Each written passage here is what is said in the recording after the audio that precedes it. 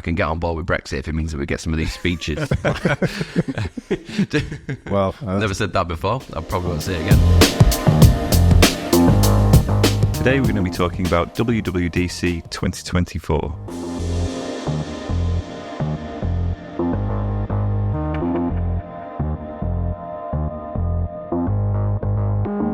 Hello Rio. Hello Jack. Hello. How are you? Hi, welcome Jack. Thank you so much. Thanks for having me on the podcast. We have a third voice on the podcast. It's enjoyable. Which is probably for the best, as I was at Glastonbury last weekend, so Still reconstructing yourself after Glastonbury. it's useful. Yeah, thank you. How was it? It was really good, nice and sunny, and yeah, obviously was very sensible and didn't drink too much, so I feel great. That's perfect. Yeah. And you're not sunburnt? Not sunburnt, a little bit red, not quite as red as your beard is today. But Still going on with the beard. My beard is fiery, but it is... At least you can grow one. yeah, that's true. I wasn't going to throw that back in his face. I think it's a fair burn, but if we're talking about ginger beards, we shouldn't. Well, welcome. So glad to be outnumbered today. So we're going to be talking about WWDC today. Yes. So it's the 2024 edition, and after many, many years of Apple trying to avoid saying AI in anything, now they've said it all the way through. Yeah. Because now it stands for Apple Intelligence. Which I love, by the way. Yeah, it's quite clever. They didn't actually say AI phrased as AI. No, they didn't actually. It's another one of their like flexes where they just completely reinvent something and then own it. It's like the whole Vision Pro thing where there was no VR, no MR, no XR. It's spatial computing. They're just doing what they do. Yeah. Yeah, I mean, it was quite impressive Yeah, announcement. very. Yeah, very. I mean, we've said for a while now, Apple usually sit on the sidelines and watch other people do things wrong and then bring something like that out. Yeah, they had a tricky sort of privacy line to sort of figure out, like, because obviously there's only so much you can do on device, and some of it does actually need to be in the cloud with proper big GPUs and stuff. And then I think they nailed that. They've got like a secure compute area that their engineers can't even look into. Yeah. That can run in the cloud, and then the on-device stuff is obviously really secure. And then they've got a nice way of like tagging in third parties like ChatGPT in a privacy-conscious way. So I think they've nailed it. Yeah. The challenge, I think, having seen people react to it, is that they need to be really good at explaining how that stuff works. Because you've got people saying, well, Microsoft did the same thing on their announcement and they got loads of shit for it, but then people aren't saying the same thing about Apple. What's that about? And I think it's obviously when people that probably listen to this podcast look at that announcement and read about what they've done to enable that privacy-led approach, everyone goes, that's brilliant, that's really good. But I think that the work will be in bringing that trust to a wider base that's easy for people to get their heads around. Yeah. I think even now, like, you hear people saying Apple are looking at all your photos because it knows when a dog's in one, or like what a sign says. Yeah. And you kind of say, no, that's happening on the phone. Yeah. It just doesn't land with certain parts of the population, I don't think. So there's some work to do there. Yeah, that education bit's always going to be really difficult. But they've got the proxy even on the cloud side as well. So when it is talking to ChatGPT, it's going through the same thing that they use in Safari to hide your IP address on Private relay stuff. Yeah, that's it. Yeah. Nice. So, I mean, there's only so much explaining you can do on the device itself. Like, People don't read it anyway. exactly. I'm just going to tap through all those. Okay. We've secured your whatever. Yeah, all right. Tap. I mean, That's great. I really love the great powers come with great privacy tagline, and I think this is kind of leading into what you were saying. Like, Microsoft usually is just good spin, good marketing, but Apple for a long time have leaned into, like, we control the ecosystem. We know most of it happens on device apart from these things. I really liked sort of the way they positioned it on. I mean, it's a really nice polished site, like AI for the rest of us. Really nice kind of opening tagline for people who are probably sick of hearing about AI. Yeah. Well, I think eventually people won't call it AI anymore, will they? It'll just be part of everything, and the fact that they use AI is sort of a given. It needs to come full circle that now, doesn't it? Because it's a bandwagon term now for some features that have been around for a good while. Yeah. My gripe at the moment is all searches in all apps being repositioned as AI search, and that's just exactly the same as it was before. Powered by AI. Yeah, I'm not a huge fan. It just devalues the stuff that is genuine and new, and using the new technologies in different ways. But yeah, I think the biggest thing it's going to bring to the device is with Siri intents. So apps can broadcast to the operating system what things you can do within the app. And what Siri wasn't quite good at nailing is taking a sentence in English, converting that nicely into those intents. So they've not only repurposed the existing intents platform, but they've extended it slightly and also added that natural language LLM capability. So you can actually ask it to do things across multiple apps, like take my most recent picture of a cat and send it to whoever. It can understand that kind of dual intent thing. So it's the natural language thing with Siri for me, because what Siri used to stand for is, can you remember this ever-increasing book of catchphrases? Yeah. And you must say them exactly, otherwise it won't work. Yeah, and at that point you might as well just tap on your phone. Well, if you're on the third attempt of trying to make it do something, you've officially used more time than it would have taken to press the buttons. Yeah, and I think people have had enough bad experiences to know to not even bother. Yeah, they just go now. Yeah, and you set a timer for 5 minutes. I mean, even on my, I sounds like such a dick, on my Mercedes. But I know it's possible to set the temperature of one side individually through voice alone, but you have to phrase it so specifically that you might as well just lean over and tap the little thing that just knocks it up a degree. But we use Huckleberry, which is it's like a data tracking app for babies, like sleep, nappies, so on. And they released some Siri updates for that recently. Yeah. And again, it's like you have to learn specific catchphrases to make it work, and then you have to enable something in the Shortcuts app to make it work. But it's also American. diapers. And when you've not been to sleep and you're trying to change a nappy and you think, oh, I'll use the hands-free feature on Siri. So you're going, log diaper poop. Yeah. Large. Oh my God, Jack's having a stroke. And you just kind of like look at yourself and think, what is going on here? The challenge with that sort of stuff is like we're pretty interested in trying to use that functionality. Yeah, we are the demographic completely open to that. Like our wives, though. Nope. Like you kind of look. This will help save time. Look, you just do it like this, and it doesn't work. And that we're out. I'm not using that. Can you just finish changing the nappy, please? Get the fucking diaper. Yeah. So I think, but that's where you're seeing just sort of like these clunkily put together Shortcuts app things that aren't fully integrated into the ecosystem, as you just mentioned it, really. So. Yeah, I think we've got a way to go for apps to expose those integrations, I guess. Yeah, it's coming though. Like, I think everyone knows that those it's not the utopia that you think it is when you see some of those things getting rolled out. You're like, yeah, don't know. That could be better, couldn't it? Yeah, I mean, we're looking at implementing it now into parking and charging apps. So yeah, extend my parking by 30 minutes is a perfect thing to do in a car while you're driving. Yeah, and that. Now that can even remotely work without some weird catchphrase, it's just going to be ace. Yeah. And, they also unveiled the image playground. So the whole on-device AI image generator, which is pretty cool because I'm quite a big kind of user of GIFs. And I'm quite excited for AI generated crap.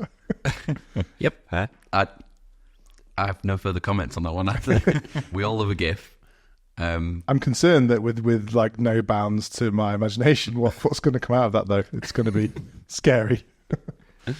I mean, it's quite it's pretty PG though, because it's Apple, isn't it? So Yeah, at least true. it's just confined to weird yeah. PG stuff. Well, I'm okay with that. That's fine. I'm not sure what you're thinking I was going to generate from it, but I don't know, like Jack with his hand covered in poo with diapers and stuff. I don't know. beating huckleberries to death with a diaper. I mean, it's possible. It's not impossible. No. And obviously Siri integrating directly with ChatGPT was quite a big thing.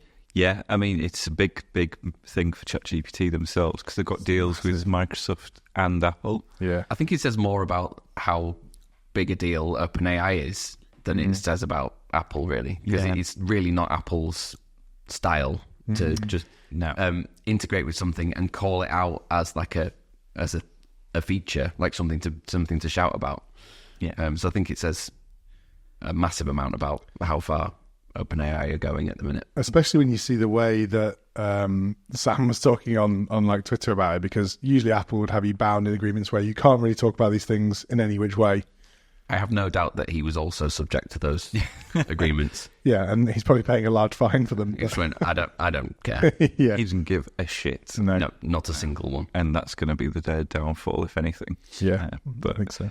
yeah, in consumers' minds, this new wave of AI is called ChatGPT. Like so. Yeah, it's like Google's search, isn't it? Yeah. That's what they think it's called. Like, you get customers coming in and go, can we have a ChatGPT for this? And I'm like, yes, okay. You're like, sure. That's not what it is, but yeah, fine. It is impressive, like how, obviously they'd kind of resurfaced things that have been in the works for a while and just completely dominated it, and now everyone just assumes that is the whole tech. Yeah. And yeah, it is quite impressive that Apple just went, we're going to have to integrate that because it's such a big trend. But then in the announcement, they sort of left a sort of hint of this is like a way for us to integrate other third parties in the future. Yeah. So like you get Anthropic maybe or whoever. Basically, but it was a bit of a like, yeah, we know, but don't worry. when OpenAI fuck up, we'll just sub them out with someone else. Yeah, exactly. And yeah, it's kind of going to be interesting to see how they roll this out, because they're talking about having a wait list for when that limited preview rolls out. I assume just to make sure it doesn't hammer all of these integrations too much and they can wean out the problems. But yeah, interesting, because they've not really done that much before on their releases from what I've seen. So yeah, I mean, it's going to be really interesting to see how it evolves. Anything else on Apple Intelligence? I guess there's some other little AI nuggets in there, like Genmoji and stuff that were kind of interesting. But you can make any emoji, right? Yeah, that's kind of cool.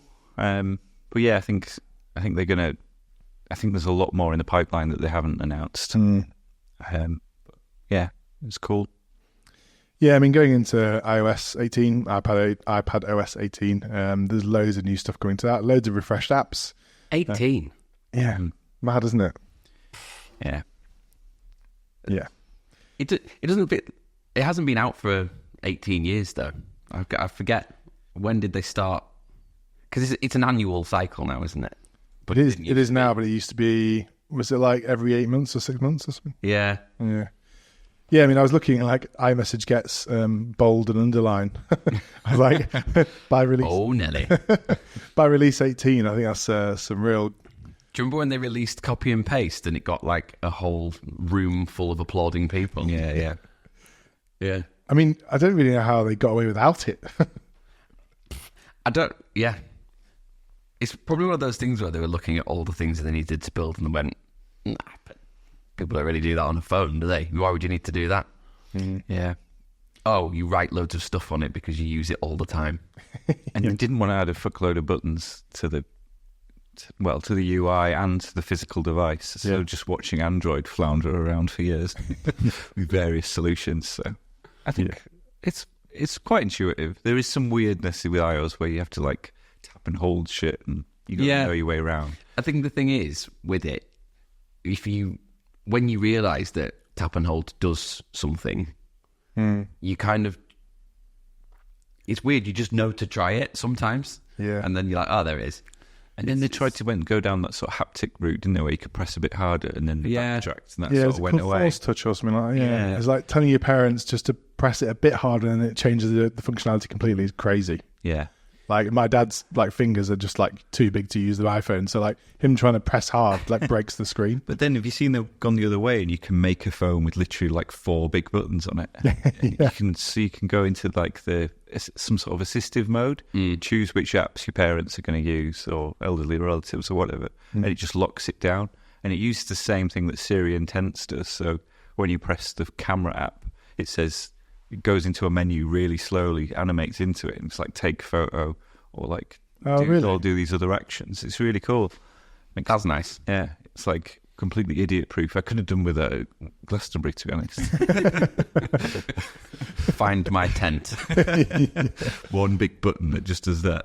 Yeah. To be fair, putting an AirPod, not an AirPod, an AirTag in your tent would have been genius. Yeah, it would have just been with the little arrow trying to navigate your way back. Have you seen that? We're geeking out about Apple today, so we can do this. Yeah. Have you seen the peer-to-peer Find My advert? No, I haven't. It's a Star Wars party, and they're all dressed as stormtroopers. So you can't see anyone's face, and this person's trying to find their friend in the party, and they're just walking through all these stormtroopers. That's very good. It brings them to them. It's nice. It's just a classic. Them showing the benefit of something in a really nice way, isn't it? Yeah, I'm a big fan of that. One of the stormtroopers. I hope I haven't got that wrong. Can get the Star Wars fans right in. Sorry. I was going to say one of the things I was really quite happy about was the transcribed calls. So I don't tend to do many phone calls these days, and if they are, they're mainly just telling recruiters to fuck off. But sure. But the ones that I do like to have, transcriptions of that would be quite nice. Summaries of calls, really good. Yeah, it's good. There's a common gotcha, wasn't there, where you screen record and then you go into a phone call and it just silently drops the audio out. And now it doesn't do that, but it gives them a little warning, doesn't it? How does it? Yeah. That's nice. Does it tell them if you turn the transcription on? Yeah. That's good. I was just about to say. Yeah. It's the law here, isn't it? Yeah. Yeah. That can be bad. But yeah, I think there's some of the other nice bits and bobs. New apps. Calculator stuff's got a lot better. Loads of really good support. Math support on calculator is cool though, like all the scribble stuff on iPad. It looks absolutely mega. Like all the handwriting matching and stuff is really nice, clever stuff with like algebra and whatnot. So good luck with my handwriting. Well, that's the thing. It does generally work well. Maybe not yours. Yeah, if it's got support for Egyptian hieroglyphics, maybe. But yeah, guy doing this. Yeah, they can't see that yet. Oh, sorry. It was a hieroglyph joke. There you go.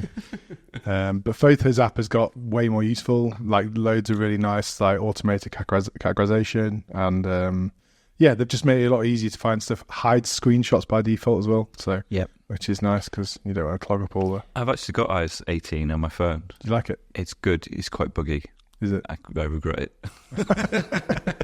But I can see where it's going. And I had to wipe my phone again just before Glastonbury. But you can't actually go down, you can't downgrade and restore from backup. So. Oh dear. Also, you had to. They showed you a thing with an OK button on it. Yeah, I pressed it. I opted it. I was like, this is going to have the new AI stuff in there. It doesn't. So full of regret. But I can hide an app and I can hide a photo. So, get in. Swings roundabouts. The new passwords app is another startup killer, isn't it? That's going to kill 1Password. Is it though? No, probably not. Because 1Password is untouchable in my opinion. Yeah, agree. And Apple have tried to copy some, and this is the thing that they do, isn't it? They're like, that's a cute idea. Yeah, it's ours now. But it has backfired on them with some apps because they just like can't. Maps.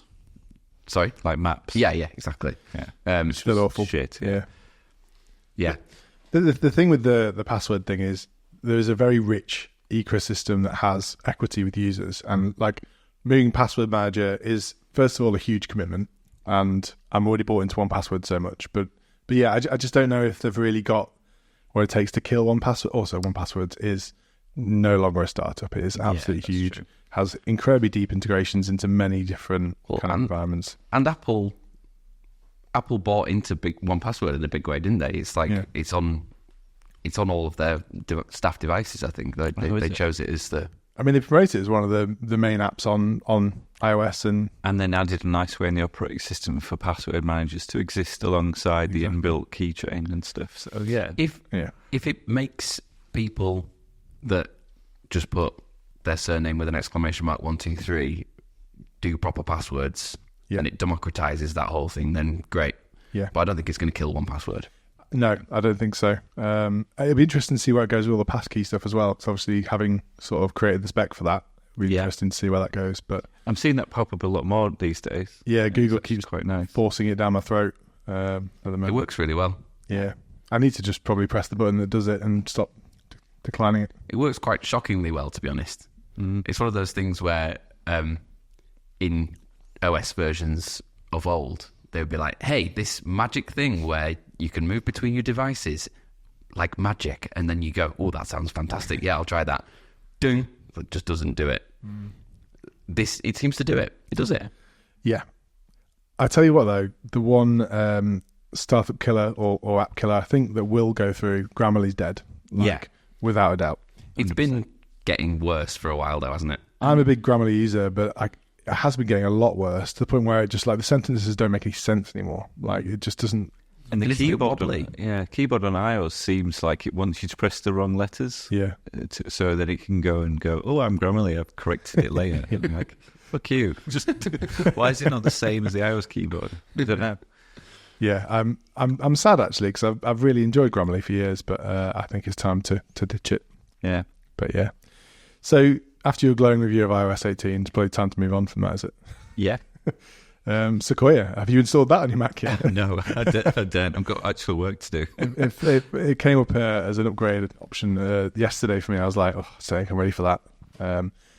Because I was recording loads of stuff through Loopback, which is this interface, like virtual interface thing. And every time I upgrade my Mac, it breaks all of that audio stuff on, like, I'm sure the same with you guys on Logic and everything. ACE module must be updated. You're like, all right, I'll do that then. Yeah. And then disaster. Mad Max at fire. Yeah. There's some little bits that we still need kernel extensions for, isn't there? That it's going to be painful. Yeah. And it's one of those where it's like, override all these security things and it'll be fine. And it's just a bit clunky, isn't it? Yeah.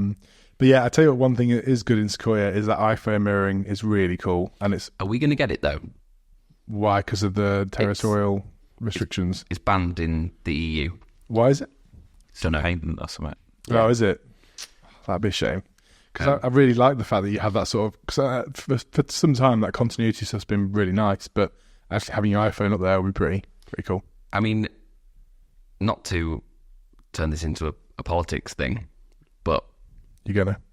Well, I've never said this before, but I can get on board with Brexit if it means that we get some of these speeches. Well, never said that before. I probably won't say it again. Well, I think that's going to be the intro to this episode.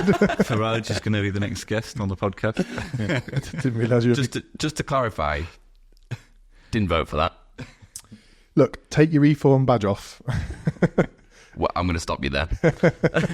That's slander. I don't know if it's a good time to talk about the fact that toys are out. Yeah, that's happened today. If you're listening to this in the future, hello, the future. Is it any better? Have they fixed it yet? I think Keir might have his work cut out. Anyway, but yeah. So basically, are we under the same set of rules as Europe for some of these features? That's what I want to understand. I can't tell. Yeah, it looks like we might not be. There you go. I hope so because it's really cool. But yeah, I guess we'll find out. I don't understand. We really can't carry on down this politics angle, but sometimes we are practically in EU settings and following EU stuff, and sometimes we're not, and I don't understand when that applies and when it doesn't. Yeah. Mm. I don't think anyone else has been able to... You speak to people about it that work in those things and they go, I don't know. Yeah. Because it's true, they don't know. Yeah, don't know. Yeah. Strange. Yeah. But no, I'm excited for Sequoia. I think Sequoia will be really good. I'm looking forward to giving it a test. I need to get it on my spare Mac and just have a little play with it. But yeah, as you said, Rio, I need to get some work done. So yeah, that's it. Probably not the one. But yeah, it's interesting. They've also, through macOS, watchOS, and they've killed support for loads of the older models on a lot of hardware. So definitely sort of that rotation of, right, you need to buy loads of new Apple gear now. Yeah. I don't like that. I mean, Well, what have you got, Jack? I have a Series 8. Okay. I think you're going to be okay with that, aren't you?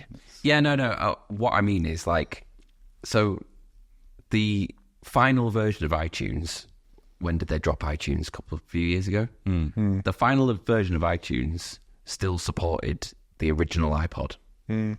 Yeah. That's amazing. It is. That's really cool. And I get it. Like, obviously, the rate that things are changing now, and the changing in the huge jumps in capability with the hardware that's coming along means that some of this stuff you have to drop support for because it physically won't work. But you shouldn't just shit can it. It should work in a way. Well, I don't know, but is it worse? It kind of working in fragments, like just loads of gaps in functionality and things that don't quite plug together properly. Imagine how hard that'd be to test for every device combination. I completely get it, but I just think there should be like almost like a safe mode version where it just starts to pull back features, but it doesn't just brick your device. It doesn't brick your device. Well, it does no, but like it effectively locks you out of future stuff. Yeah. You know, as a bitter consumer, I see where you're coming from.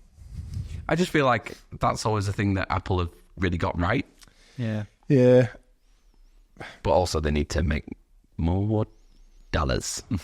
Yeah. And yeah, I guess with like operating system updates, it's tricky with the animations and stuff because they could add something really nice and subtle on the new one and test it to devices previous, but it just completely shit cans. And it's just going to be more flags, as Josh says. Too many variants to test, isn't it? Whereas the old iPod, it's pretty basic protocol to get tunes on, isn't it? Yeah, totally. Yeah.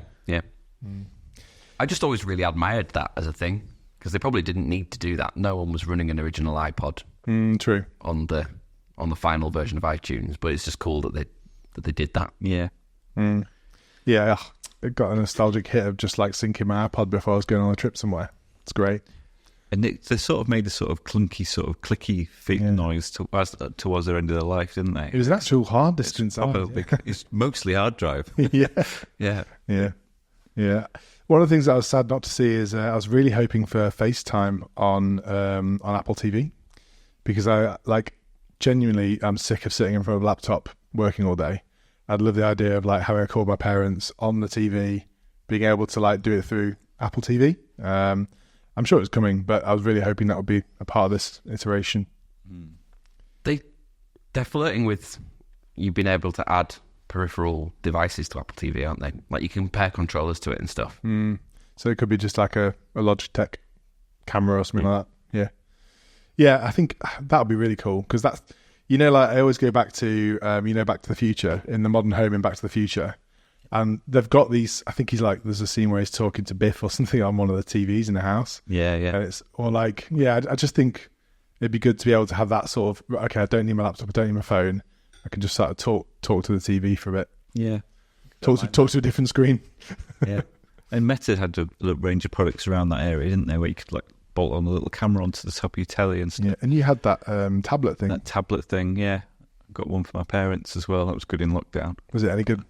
It was all right. It for a no-fuss Android that people can just sort of ring.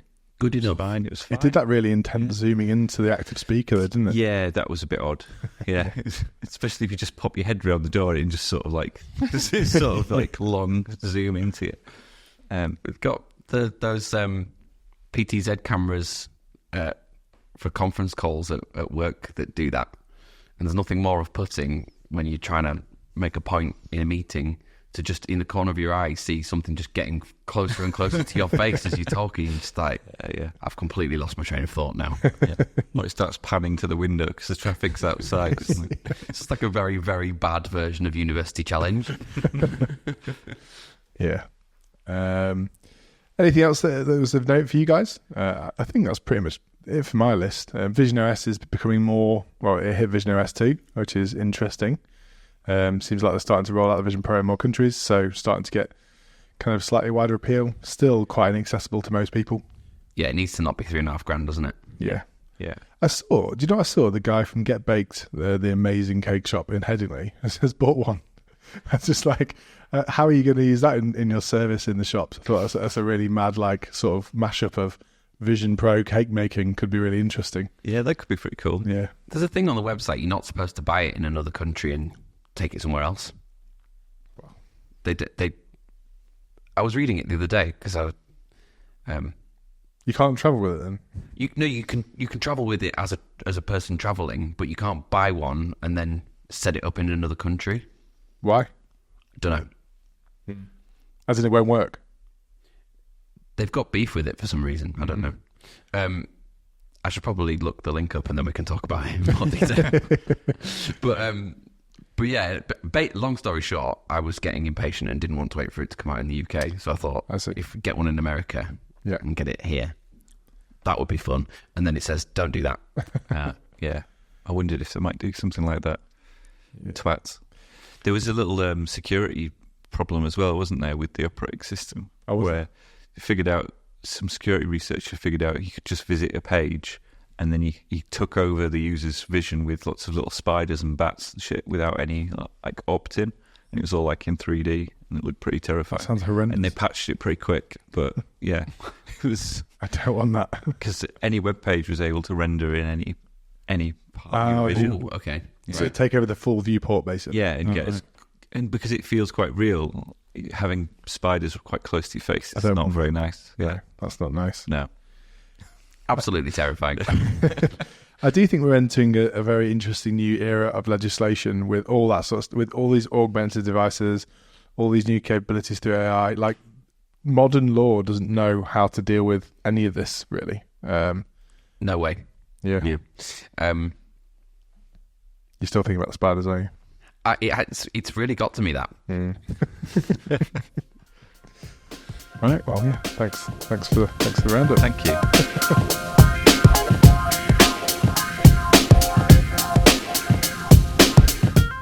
Thanks for listening to another episode of Off Script. Hit subscribe for more episodes in the future. See you next time.